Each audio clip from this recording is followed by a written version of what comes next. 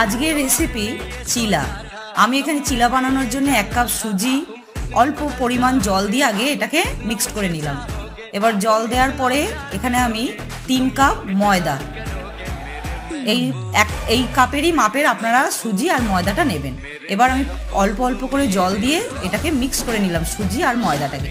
এবার ভালো করে মিক্স করার পরে এখানে গোটা জিরে, বিট নুন, এমনি নুন, একটু কাশ্মীরি লাল লঙ্কার গুঁড়ো, গোলমরিচের গুঁড়ো আর খাবার সোডা, বেকিং পাউডার, তারপরে এখানে দিচ্ছি ক্যাপসিকাম কুচি একটা ছোট সাইজের, একটা পেঁয়াজ কুচি, একটা টমেটো কুচি আর এখানে গ্রেট করা গাজরও ছিল একটাই, আর এটা গ্রেট করা সেদ্ধ আলু দিয়ে সমস্ত ভালো করে মিক্স করে নেওয়ার পরে অল্প অল্প জল দিয়ে আরও ব্যাটারটাকে ভালো করে গুলিয়ে নিলাম।